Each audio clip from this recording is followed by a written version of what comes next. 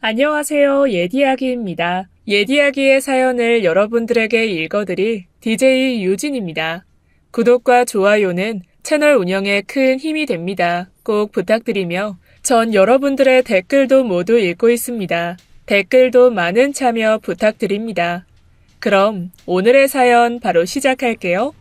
현재 캐나다 온타리오주 토론토에 살고 있는 40대 여성입니다. 한국에서 고등학교 졸업 후 바로 취업을 했다가 결혼을 한 건 11년 차. 결혼 후 2년 만에 베트남에서 살며 공부를 하다가 캐나다로 이민을 온 지는 5년째죠. 아이는 없어요. 공구 제작자인 남편, 그리고 저는 호텔에서 요리 일을 하고 있어요. 솔직히 이곳의 생활은 저희 부부에게는 나쁘지 않았어요. 조용한 걸 좋아하는 저나 남편에게는 딱 맞는 곳이기도 했죠. 여유롭고 단조로운 삶, 멋진 자연 경관이 있고 공기도 맑고 사람들도 굉장히 친절한 편입니다. 특히나 저와 같은 이민자들에게 관대하기도 하죠. 한국 사람들이 이민을 하면 떠올리는 걱정 중에 하나가 인종차별일 텐데 그런 부분에 대한 걸 지금까지는 한 번도 느끼지 못했거든요. 그렇다고 마냥 좋은 점만 있는 건 아닙니다. 1년의 반이 겨울이라고 느껴질 정도로 이곳은 굉장히 추워요. 밴쿠버 같은 경우는 좀 나은 편에 속할 정도죠. 그나마 저는 한국의 4계절 중에 겨울을 가장 좋아하는 사람이라 괜찮지만 한 달의 절반 정도의 날씨가 아주 굉장히 우중충합니다. 이 때문에 저는 한때 우울해지기도 했죠. 현실적인 부분만 따지자면 무엇보다 생활비가 많이 드는데요. 평균적으로 5,000불에서 6,000불 정도. 이건 한국 돈으로 500만 원 전후 정도 됩니다. 렌트비는 물론이고 휴대폰과 인터넷 사용비가 굉장히 비싼 편에 속하죠. 더구나 제대로 된 일거리도 많이 없어요. 보통 한국에서 이곳으로 이민을 올 때 타일이나 용접 같은 기술을 배워서 오려는 분들이 많은데 실제로 일을 해보지 않고 자격만 갖추고 오신 분들이 회의감을 느끼고 다시 돌아가는 경우가 많습니다. 행복하게 여유롭게 살 줄 알았지만 오히려 한국에서보다 더 힘들어서 상대적 박탈감이 오기 때문이라더군요. 저희 부부는 다행히 준비 기간이 길었고 언어에 큰 문제가 없었기에 딱 3년 만에 영주권을 얻게 되었죠. 앞선 여러 문제로 인해 초반에는 싸움이 많았습니다. 특히나 장점이라고 할 수 있는 여유로움과 단조로운 부분도 큰 몫을 했죠. 퇴근 후 그리고 주말에도 이곳에서는 할 수 있는 일이 많지 않아요. 지극히 가족 중심적인 캐나다는 한국처럼 친구들과 시간을 보내거나 퇴근 후에 동료들과 시간을 보내지 않기 때문입니다. 즉, 남편이 일찍 집에 들어와서 사사건건 부딪히는 일이 많다는 거죠. 특히 영주권을 따기 전까지는 각자의 일과 생활에 대한 적응, 각종 스트레스로 인해 서로에게 하지 말아야 할 말도 서슴지 않고 했으니까요. 한국처럼 친구들과 만나서 수다를 떨고 술을 한잔 할 수도 없었고 가족에게 의지할 수도 없이 오로지 저희 둘뿐이었기에 생각보다 싸움은 커지기도 했습니다. 그래도 저녁이 되면 우린 함께 한국의 예능이나 유튜브를 보면서 하루를 마무리했어요. 왜냐면 캐나다는 재밌는 프로그램도 없었으니까 말입니다. 어떤 식으로 표현해야 할진 모르겠지만 한국을 재밌는 지옥이라고 한다면 캐나다는 재미없는 천국과 같다고 할까요? 영화나 드라마에서 보면 외국 사람들이 커피와 책을 들고 공원에서 시간을 보내거나 강아지를 데리고 산책을 하거나 멋진 옷을 입고 조깅을 하는 걸 많이 보셨을 겁니다. 저 역시도 그런 것에 로망이 있었죠. 미국은 다를지도 모르지만 실제로 이곳은 정말 할 것이 없어서 너도 나도 산책을 한다는 느낌입니다. 그래도 이 재미없는 천국을 저와 남편은 무척이나 좋아했죠. 특히나 저에게는 그랬습니다. 가족 중심적인 부분도 좋았고 어떤 나라에 있을 때보다 남편과 많은 대화를 했거든요. 산책도 하고 공원에서 커피도 한잔하고 함께 저녁을 먹는 건 너무나 당연한 일상이었습니다. 빨리라는 당연한 개념이 사라지니 저나 남편이나 성격도 느긋해졌죠. 돈에 대한 부분도 안정적이 되었고, 그렇게 한숨 돌리고 나니 전 아이를 가지고 싶었어요. 아이를 오랜 기간 가지지 않은 건 전적으로 저도 동의하긴 했어요. 하지만 그 시작은 남편이었죠. 결혼 전부터 남편은 한국에서 아이를 낳을 생각이 없다고 밝혔었고, 어느 정도 저도 동의했습니다. 적어도 내 아이를 난 절대로 나처럼 살게 하고 싶지 않아. 평범한 가정에서 태어나서 평범하지 않게 살라고 강요하는 사회. 부지런해야 하고 직업도 좋아야 하고 그렇게 아둥바둥 사는데도 애초에 가지고 태어난 사람보다 한참을 모자르다고 자책해야 하고. 그야 그렇지. 하지만 당연하다고 여기는 게 더 잘못되긴 했어. 대학을 나와야 하고 대학을 나와도 좋은 직업으로 연결되지 않는데 그래도 남들만큼 배워야 되고 대학을 나오지 않고 취업을 해도 승진을 위해서는 결국엔 취직을 한 상태로 대학 졸업장을 따내야 되니까 나처럼 말이지. 그러니까 우리 아이는 최대한 나중에 가지자. 어? 그래도 너무 늦으면 위험하지 않을까? 지금도 늦은 건데. 절대 한국에서는 안 돼. 준비 착실히 해서 영어 배우고 얼른 캐나다로 이민 가자. 그럼 그때는 나와도 되니까. 아니, 일찍 나와서 영주권을 따도 되는 문제잖아. 생각해봐. 아이부터 낳으면 병원도 가야 할 거고 태국이든 베트남이든 우리가 한참 공부하고 있을 때는 더더욱 우린 다른 나라의 의료 시스템에 적응하지 못할 거고 그럼 분명 다시 한국으로 돌아올 거야. 아니야? 그러다 보면 결국 우리가 목표한 이민이랑은 멀어질 거야. 내 말이 틀려? 그야, 뭐 그런 부분이 있긴 하지. 더군다나 만약 아들이면 어쩔 거야. 당신도 알지? 내가 군대에서 무슨 일을 겪었는지. 절대 그건 안 돼. 남편은 저보다 나이가 3살 더 많아요. 지금이야 많이 개선됐다곤 하지만 그 당시만 하더라도 가혹 행위는 빈번했다고 합니다. 남편은 군에 들어가서 한 선임에게 괴롭힘을 당했다고 해요. 저도 살짝 듣기만 했는데 거의 범죄 행위에 가까운 수준이었죠. 먹을 걸 잔뜩 싸서 억지로 먹이게 한다거나 48시간 잠을 재우지 않는다거나 성추행에 가까운 행위까지 있었다고 합니다. 고통을 호소해봤지만 소용없었다고 해요. 괴롭힘을 주동하는 사람이 굉장한 집안의 자제라는 이유 때문이었죠. 그렇게 지옥 같은 시간을 보내고 대학을 졸업해서 오랜 준비를 하고 결국 취업까지 성공했지만 그곳에서 대리라는 직급을 달고 있는 선임을 만나게 되면서 남편은 한국에 대한 정이 완전히 떨어져 나가게 된 겁니다. 자신은 죽어라고 노력해서 올라간 자리에 먼저 와 있는 그 괴물을 보면서 들었을 분노와 모멸감, 아마 저라도 그랬을 테죠. 여보, 우리 자리도 잡혔는데 아이 가질까? 갑자기? 갑자기 무슨 아이? 에이, 당신도 그랬잖아. 이민 가면 아이 낳자고. 지금 우리 정도면 많이 안정도 됐고 복지도 좋고 안 낳을 이유는 전혀 없는 것 같아.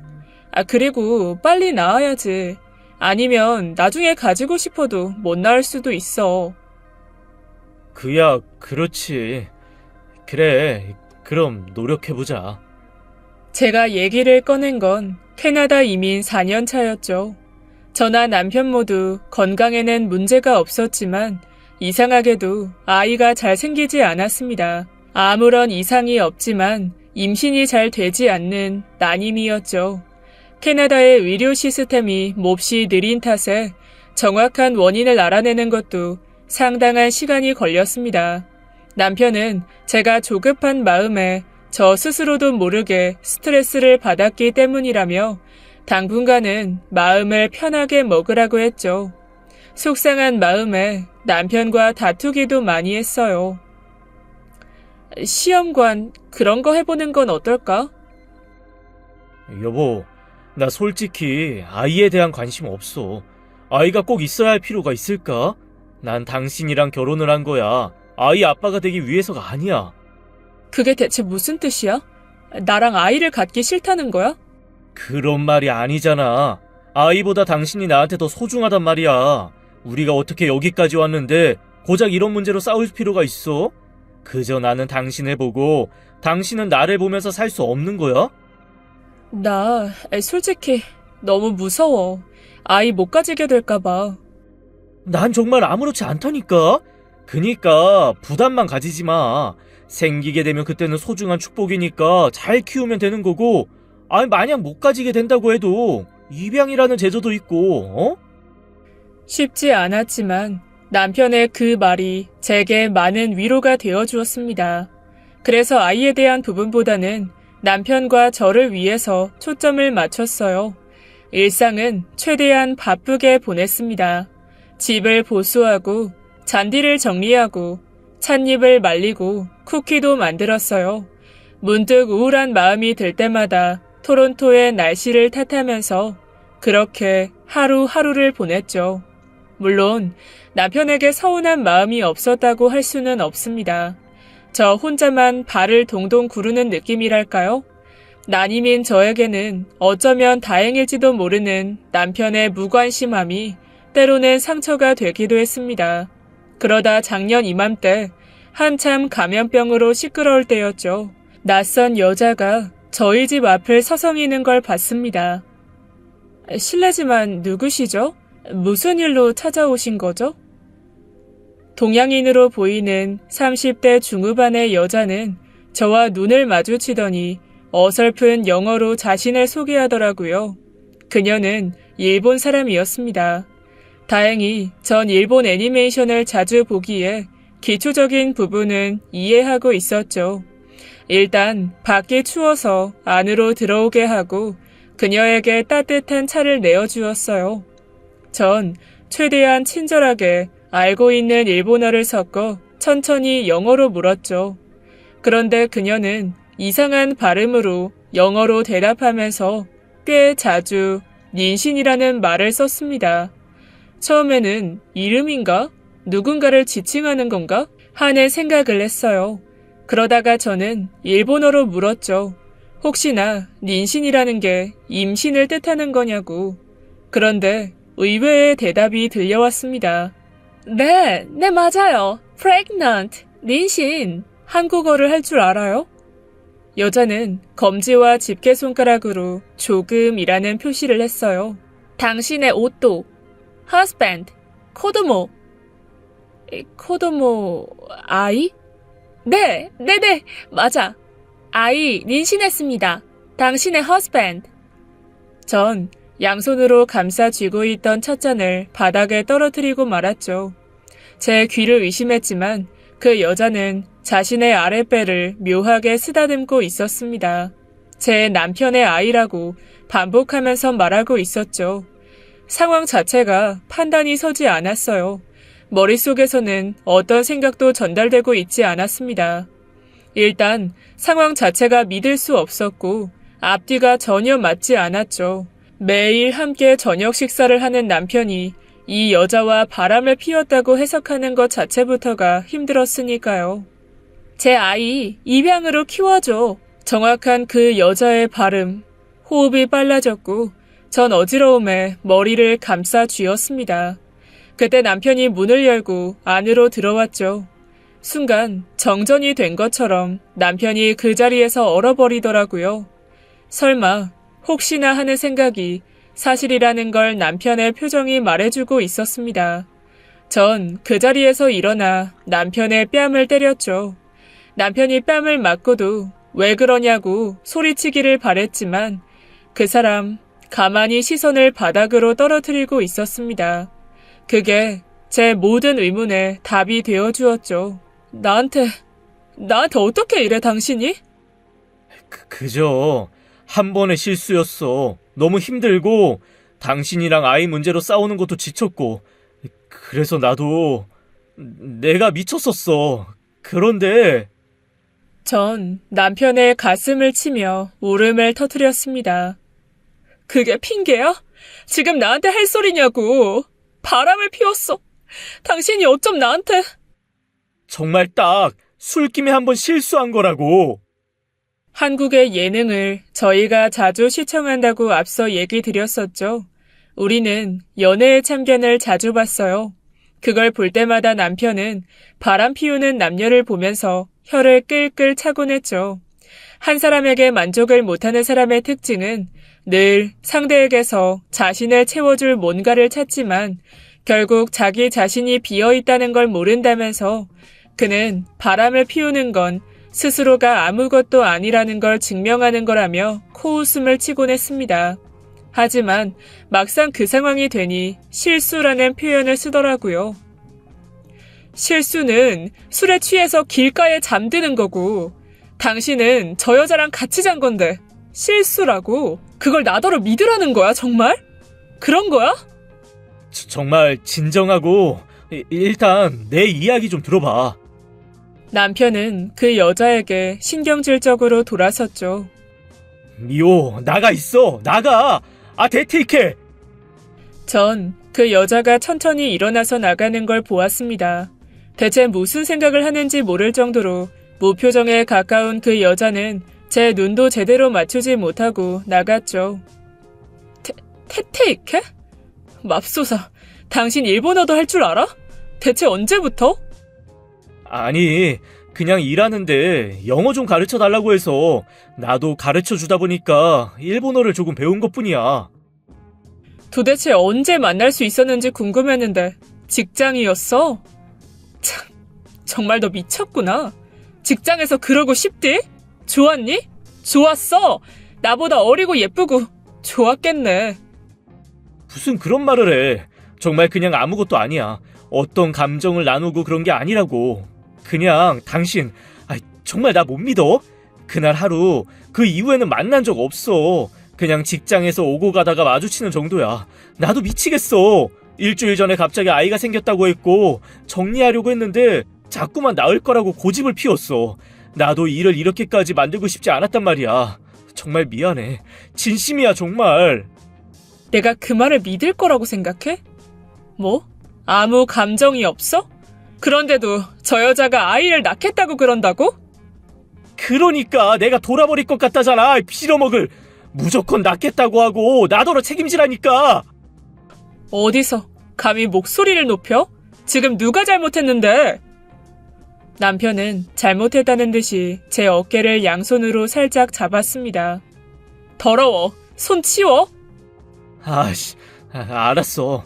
일단 저 여자 데려다 주고 올게. 뭐? 데려다 줘? 전 제 귀를 의심했죠. 차가 없어. 여기까지 걸어왔을 거야. 정말 다른 뜻 없어.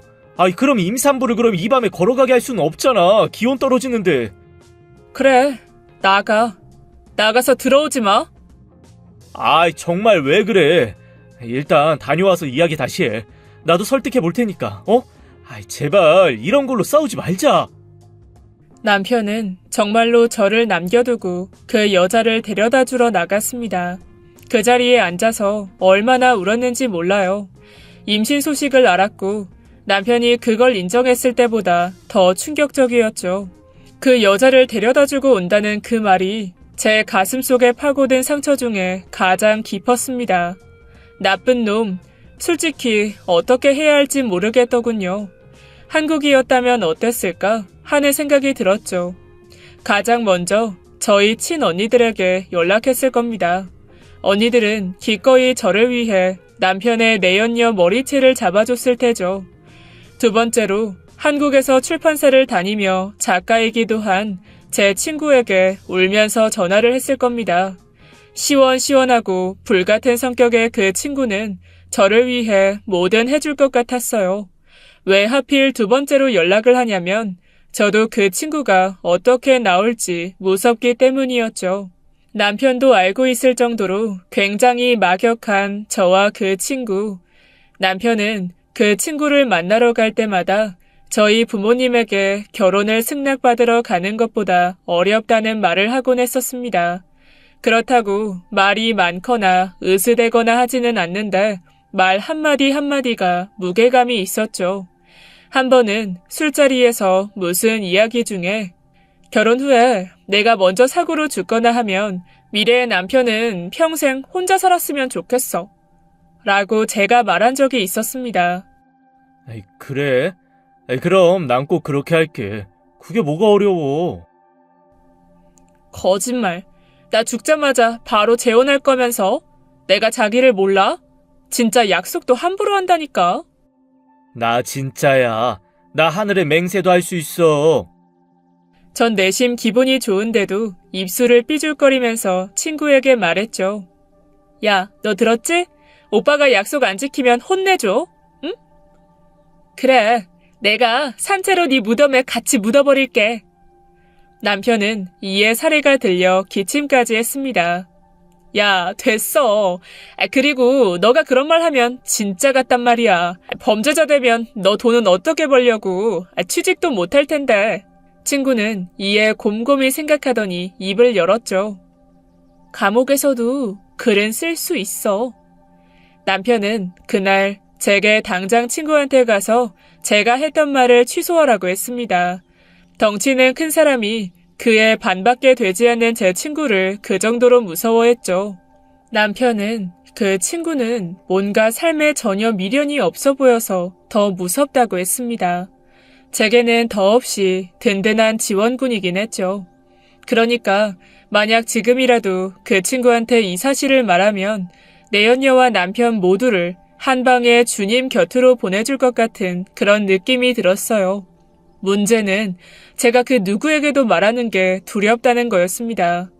친언니들도 제 친구도 그들 중 누구에게 말을 하는 순간 제 이혼이 기정사실화가 되는 거니까요. 자신이 없었습니다. 이곳에서 얼마나 힘들게 정착했는데 허무하게 끝을 내기에는 공들이고 준비했던 제 시간이 너무 아까웠죠. 정말이지 바보 같은 생각이었지만 전 제가 늘 비웃던 바람을 피운 배우자를 용서한 척하는 참는 여자가 되기로 했습니다. 정말이야? 정말 나 용서해 주는 거야? 용서? 아니, 이건 용서가 아니야. 나한테 평생 죗값 갚아? 아, 정말 미안하고 또 고마워. 진짜 잘할게. 2번은 당신 속상하게 하지 않을게. 죗값도 달게 받을 거고. 진심으로 정말 고마워. 내가 정말 이런 사람을 두고 미쳤지. 아이는 어쩔 건데? 일단 설득할 거야. 물론 따로 만나는 건 아니고 전화로 문자로 계속 이야기할 거니까 절대로 걱정 마. 내가 해결할 거고 당신은 하나도 신경 쓰지 않아도 되니까. 남편은 실제로도 굉장히 제게 잘했어요. 제 눈치를 살피고 일찍 집으로 들어오고 요리도 직접 해주고 평소에는 하지 않던 선물 공세까지 했습니다. 하지만 저에게는 지옥 같은 시간이었어요. 제 입으로 불덩어리를 삼킨 기분이었습니다. 혀와 목구멍을 다치면서 꾸역꾸역 밀어넣긴 했지만 뱃속에 있는 더운 열기는 소화되지 않고 자꾸만 입 밖으로 빠져나오려는 것 같았죠. 남편만 보면 화가 났고 날카로워졌습니다. 머리는 용서를 했지만 가슴은 그렇지 못했죠. 전 쿨한 여자가 되지는 못했어요. 남편의 휴대전화를 뒤지고 통화 기록을 살피고 남편의 옷에서 흔적을 찾으려고 하는 여자가 되고 말았습니다. 남편의 손길을 피하기 시작했고 더 이상 그 사람과 있는 게 즐겁지 않았죠. 도대체 왜 이러는 건데, 어? 지금 2달째야. 나도 모르겠어. 나도 내가 왜 이러는지 정말 미쳐버릴 것 같다고. 근데 자꾸 생각이 나. 나더러 어쩌라고? 내가 잘못했어? 당신이 잘못이지. 그래도 이건 아니잖아. 기약 없이 계속 이러면 난 어쩌라고. 죗값이라고 생각하면 되지. 아니야? 달게 받겠다며. 딱 하루였어. 딱 하루. 남편의 호소에 전 죽을 힘을 다해서 제 자신을 절제하려고 노력했어요. 의심이 불쑥불쑥 제 안에서 고개를 들었지만 전 그걸 억지로 눌러 앉혔죠. 일상을 회복하기 위해서 무던히도 노력했어요. 영화도 함께 보고 저녁에는 산책을 하기 시작했죠. 그때가 딱 4개월 정도가 되던 때였습니다. 그리고 남편의 행동이 묘하게 바뀌기 시작한 것도 그 이후였어요. 퇴근이 늦기 시작했고 주말에도 한인 모임이 있다면서 나가기까지 했죠.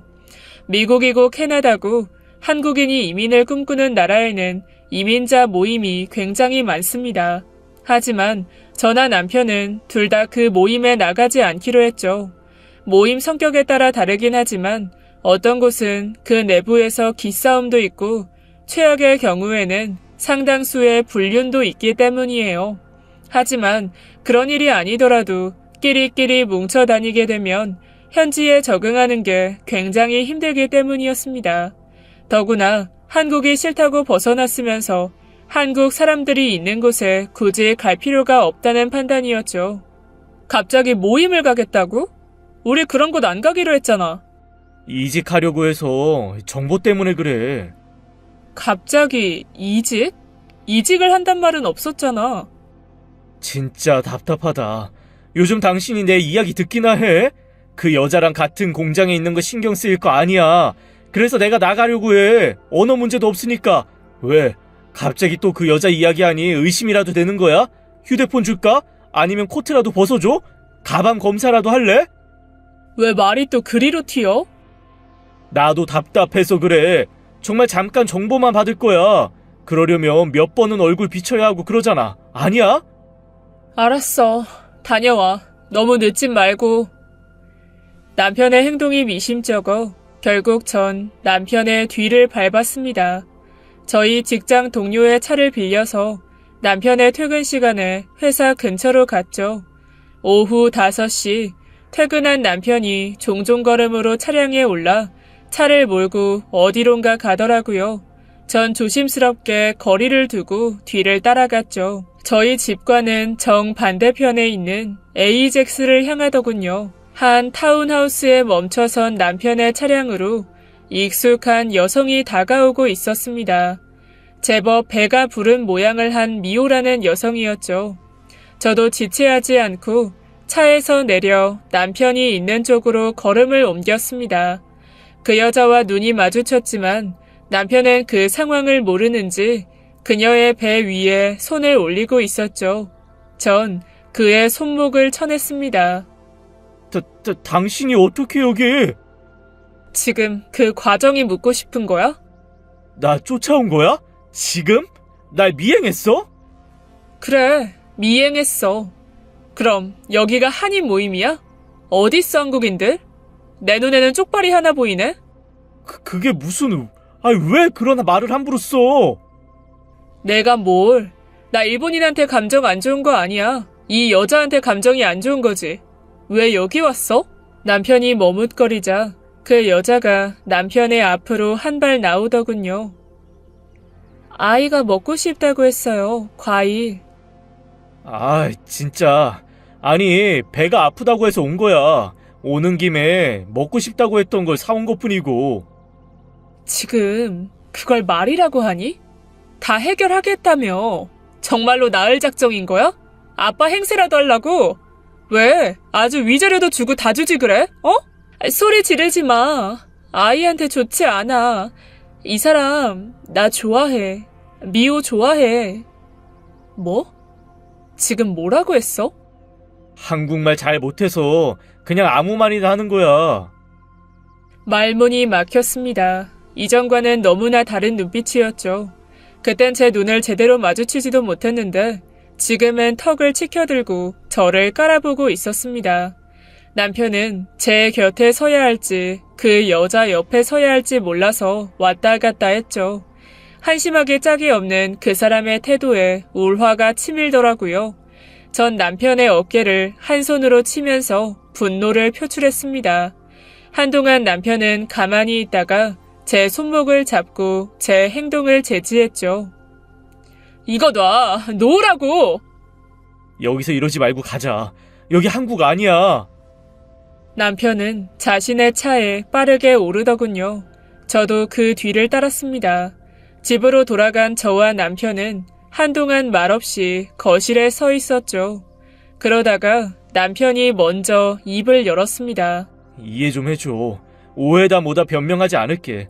그냥 일이 이렇게 된 걸 나도 어쩌라고. 지금 그걸 내가 어떻게 받아들이면 되는 거야? 두 집 살림이라도 하겠다, 그런 거야? 아니면 이혼? 애를 절대로 안 지운다잖아. 낳겠대. 다른 건 바라지 않는데 내가 돈을 준다고 해도 싫다고 하잖아. 그럼 내가 어쩔까? 그 여자를 강제로 끌고 갈까? 아니면 계단에서 밀기라도 해? 그래서 뭐? 당신이 하고 싶은 말이 뭔데? 낳으라고 하고 우리가 키우자. 그러자고. 어이가 없어서 눈물조차 나오지 않았죠. 이미 혼자 그렇게 생각하고 있었구나. 그지? 아니면 이렇게 쉽게 꺼낼 말은 아니지 않아? 지금 나한테 그 여자 애를 키우자고 하는 거지? 맞아. 쉽게 꺼낸 거 아니고 나 충분히 생각했어. 진짜 뻔뻔하다. 어떻게 그런 말을... 욕할 거면 해. 나도 그 정도 각오했어. 각오하고 말한 거야. 그 여자는 시민권도 없고 그리고 어차피 우리 아이 못 가지잖아. 따님일 뿐이야. 아무 이상 없다고. 내 상황 때문에 책임 물지 마. 너 스스로도 그런 말 뱉으면서 정말 더럽고 구차하지 않니? 그래, 그건 그렇다. 근데 나 솔직해질까? 그 아이 내 아이라는 생각이 들어서 지우기 싫어. 지금 말 다 했어? 처음에는 아니었어. 정말 아니라고. 근데 배가 부르기 시작하고 심장박동 소리 듣고 나도 내가 왜 이런지 이해가 안 가. 그런데 나 스스로도 모르겠는데 나도 미칠 것 같다고. 이제야 이해가 되지 않았던 그 여자의 눈빛이 해석이 되더군요. 처음에는 막연하게 두려웠을 겁니다. 그저 한 번의 실수일지도 모르는 결과로 덜컥 아이를 가지게 된 여자는 겁이 났겠죠. 그런데 상대방에게서 자신의 아이를 좋아하게 되면서 자신에게 가지는 관심이 싫지 않았을 겁니다. 더구나 이곳은 외로운 곳이죠. 남편과 함께 온 저 역시도 외로움이 느껴지는데 언어도 통하지 않는 곳에 홀로 이민을 온 그 여자는 더했을 겁니다. 그러다가 40대인 저를 떠올려보고 또 저와 자신을 비교해보다가 자신의 젊음에 자신감을 한 움큼 더 쥐었겠죠.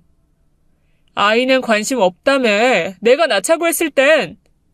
전 입술을 꽉 깨물며 울음을 삼켰어요. 맹세. 정말 그때는 내가 이럴 줄 몰랐다니까. 난 내가 아빠가 된다는 걸 생각해 본 적 없어. 그런 비슷한 꿈도 꾼 적이 없다고. 그런데 아빠가 되고 보니 알아버렸어. 내가 이런 사람인 걸. 그래서 정말 당신이 애를 키우겠다는 거야? 우리가 입양해서 키우자. 나 좋은 아빠 될게. 정말이야. 순간 넘실거리던 제 감정들이 차분하게 가라앉았습니다. 이혼하자, 우리.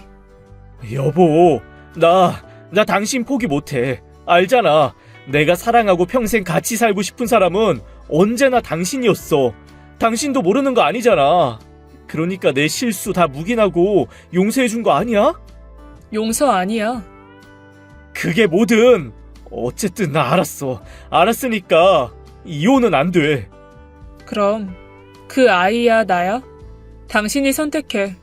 참고로 둘 다 이런 선택지는 없어. 하나야. 모든 걸 다 가질 순 없어. 당신 말대로 우리 사이에 아이가 없을 수도 있어. 그니까 잘 생각하고 신중하게 선택하길 바래.